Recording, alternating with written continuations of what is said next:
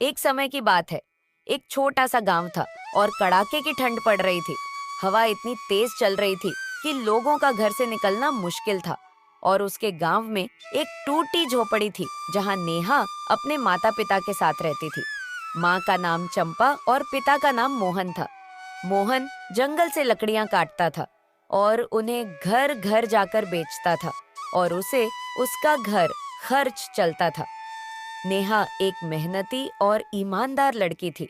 वह हमेशा दूसरों की मदद करने को तैयार रहती थी। हे भगवान, इतनी ठंड है कि कुछ दिखाई भी नहीं दे रहा। अब मैं लकड़ियां काटने कैसे जाऊंगा? लेकिन हमारे पास अब आग जलाने के लिए एक भी लकड़ी नहीं है और खाना भी कैसे बनेगा बिना लकड़ी के। अच्छा ठीक है, लेकिन देखता हूँ कुछ लकड़ियां मिल जाएंगी तो अच्छा ही होगा। और मोहन जंगल की ओर चल देता है। लेकिन ठंड इतनी ज्यादा थी कि वह लकड़ियां काट ही नहीं पा रहा था और वही ठंड की वजह से बेहोश होकर गिर जाता है। माँ बाबा कहाँ रह गए? मुझे बहुत ज़्यादा ठंड लग रही है। थोड़ी देर सहन कर लो बेटा, बाबा अभी आग जलाने के लिए लकड़ी लेकर आ रहे होंगे।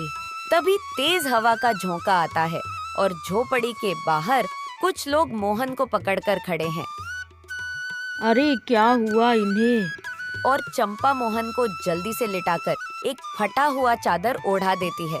लेकिन ठंड इतनी ज्यादा थी कि मोहन को होश ही नहीं आ रहा था। हे भगवान, अब मैं क्या करूं? हमारे पास तो लकड़ी भी नहीं है।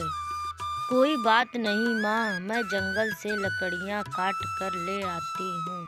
इतना कहकर वह घर से निकल देती है।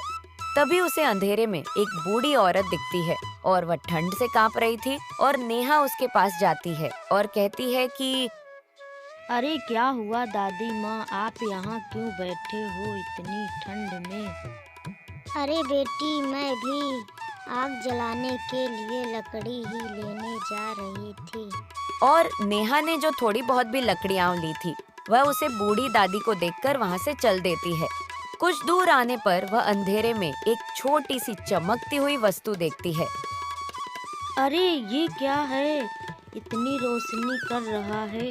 वह एक पुराना और रहस्यमयी हीटर था। नेहा जैसे ही हाथ लगती है, हीटर से गर्म हवा देने लगता है और नेहा उसे उठाकर घर चली आती है। नेहा जैसे ही हीटर को घर में रखती है, हीटर बोलने लगता है। नेहा, मैं तुम्हारी मेहनत और नेक दिली से प्रभावित हूँ।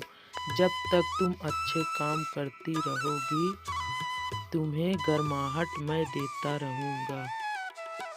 अरे वाह बेटी, ये हीटर तो बोल रहा है। हीटर एकदम उजाला कर देता है। पूरी झोपड़ी गर्म होने लगती है और नेहा के बाबा भी ठीक हो जाते हैं। जैसे ही नेहा हीटर को फिर से छूती है, पास रखा बटन चमकने लगता है और उसमें से गर्मा गर्म दलिया प्रकट हो जाता है। अरे माँ देखो, इसमें से तो खाना भी निकल रहा है। और नेहा ने पूरे गांव वालों की सहायता करने लगी।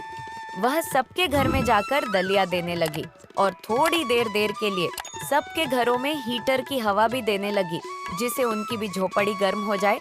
इस कहानी से हमने ये सीखा है कि भलाई कभी व्यर्थ नहीं जाती। जो दिल से दूसरे की मदद करती है, दुनिया उसके लिए रास्ते खुद बना देती है।